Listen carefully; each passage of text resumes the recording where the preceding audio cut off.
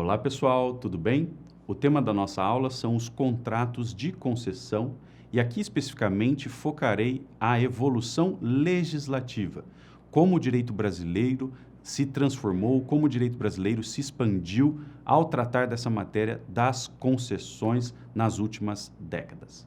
O que nós precisamos saber, em primeiro lugar, é que essa expansão das normas sobre concessões, das figuras concessórias no Brasil, está ligada especialmente a dois grandes movimentos, o movimento de desestatização de um lado e o movimento de contratualização de outro. A desestatização abrange, entre outras técnicas, a delegação de serviços a particulares com o objetivo de reduzir custos do Estado e gerar mais eficiência. Desde a década de 90, o Estado brasileiro tem fortalecido suas políticas de desestatização e, para viabilizá-las, muitas vezes recorre aos contratos de concessão e também a contratos de permissão. Bom, mas não é só isso. A figura concessória também tem ganhado muito espaço por força de um segundo movimento que nós chamamos de contratualização. Essa contratualização nada mais é que uma das facetas de um fenômeno maior que nós denominamos de concertação administrativa, consensualização administrativa e sobre o qual eu falei em detalhes em uma playlist sobre contratos administrativos. Bom, a contratualização fez expandir o número de contratos administrativos que nós temos no direito brasileiro, dando origem a vários grupos contratuais.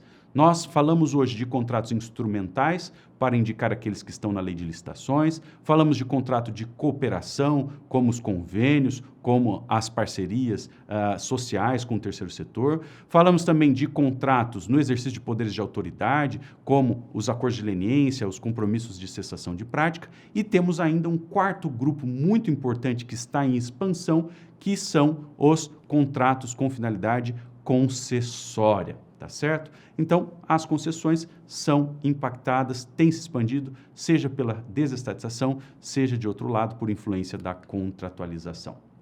Eu gostaria de evidenciar essa minha afirmação a partir de um histórico das nossas leis contratuais públicas.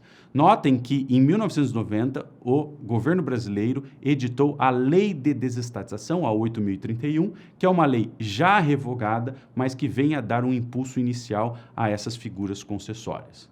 Mais tarde, em 1995, depois da edição da Lei Geral de Licitações de 93, o Brasil criou a sua Lei Geral de Concessões, a famosa Lei 8987. Em seguida, ainda em 95, se publicou a Lei 9.074, que trata de concessões, fala de serviços públicos de energia elétrica e também traz normas gerais, por exemplo, sobre prorrogação desses contratos.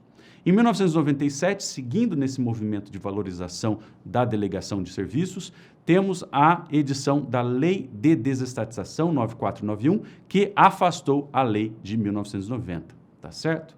Mais tarde, na década de 2000, surge no Brasil a Lei das Parcerias Público-Privadas, que, como já expliquei, são modalidades especiais de contratos de concessão. A Lei das PPP é a Lei 11.079 de 2004. Mais tarde, seguindo aqui na nossa evolução, tivemos também na década de 2010 alguns diplomas importantes. Em 2016 foi editada a Lei das Parcerias de Investimento, a Lei 13.334, e em seguida tivemos em 2017 a Lei da Relicitação, a 13.448, que é uma lei que prevê essa figura interessantíssima de relicitação como uma extinção amigável de contratos de concessão em setores específicos, como o setor aeroportuário, rodoviário, ferroviário, e que permite, portanto, que se resolva um problema de incapacidade do prestador para viabilizar aquele contrato, ou também que se resolva uma situação em que o prestador descumpre o contrato. Então, pela relicitação, o que se faz é rescindir amigavelmente o contrato, aquele prestador que tinha assinado o contrato é afastado da prestação, o Estado faz uma nova licitação, aquele antigo prestador não pode participar da nova licitação e o serviço é entregue a um novo prestador, portanto, por meio dessa nova licitação para tornar o serviço viável. Tá certo? Então, em um momento oportuno, gravarei uma aula para explicar em detalhes essa figura da relicitação. E, seguindo nesse movimento, temos em 2021 a nova Lei de Licitações, a 14.133, que é uma lei focada muito fortemente nos contratos instrumentais, contratos de obras, serviços, fornecimento de bens, mas que tem um papel fundamental para as concessões, porque a Lei de Licitações se aplica subsidiariamente aos contratos de concessão, e nós sabemos que as leis de concessão são muito enxutas e muitas vezes dependem dessas normas gerais que estão lá na Lei de Licitações, tá certo? Então a Lei de Licitações não pode ser esquecida aqui, porque ela é aplicada frequentemente para resolver problemas relativos a contratos de concessão. Bom, para finalizar essa aula introdutória, vamos verificar o que diz a Lei 8.987, qual é o seu papel.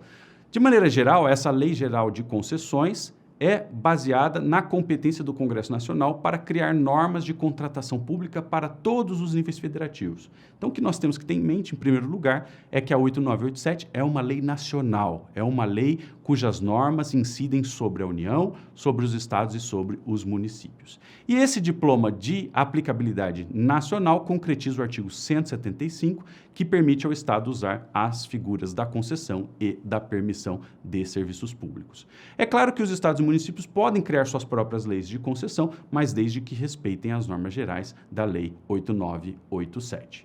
Outra coisa também importante é saber que, além da Lei Geral de Concessões, nós temos várias leis setoriais. Nós temos a Lei Geral de Telecomunicações, nós temos a Lei das Diretrizes Nacionais de Saneamento Básico, nós temos leis do setor de energia, nós temos leis do setor de transportes e, portanto, a Lei Geral não exclui as normas setoriais. Muito pelo contrário, sempre que nós tivermos um conflito, um caso concreto em matéria de concessões, nós precisamos olhar, em primeiro lugar, para as normas setoriais e apenas em segundo lugar para as normas gerais. Nós sempre começamos pelas normas especiais e depois voltamos às normas gerais da lei, aqui 8.987, tá certo?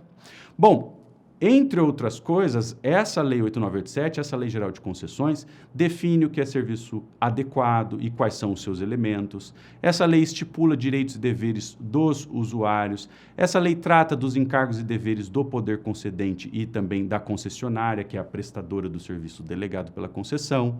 Essa lei trata de política tarifária, trata da licitação, trata da modelagem do contrato. Enfim, essa lei é muito relevante porque trata de quase todos os atores, trata das obrigações desses vários atores, trata da licitação, do contrato, entre outros assuntos.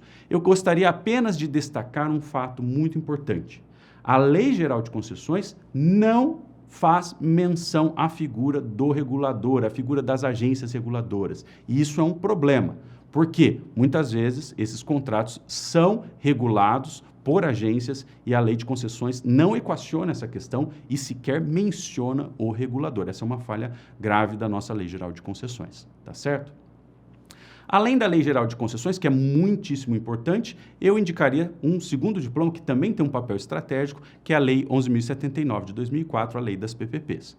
Essa lei cria, portanto, duas novas modalidades de concessão em regime especial, que são a PPP administrativa, aplicável a serviços gerais, e que é sustentada totalmente com recursos públicos, com a contraprestação do parceiro público, e temos a PPP patrocinada, que é utilizada para serviços tarifados.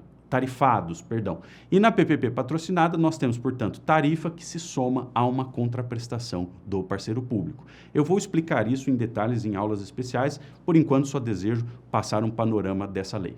Outra coisa importante, a Lei 11.079 restringe essas figuras das PPPs a contratos de certo valor. A PPP não pode ser usada para qualquer valor de serviço, de contrato, tá certo? Eu não posso fazer uma PPP para um contrato de R$1 milhão, de R$500 mil. Existem valores próprios que serão discutidos nas leis, serão discutidos nas aulas específicas sobre essa lei. E também, essa lei prevê um regime jurídico especial, inclusive em matéria licitatória.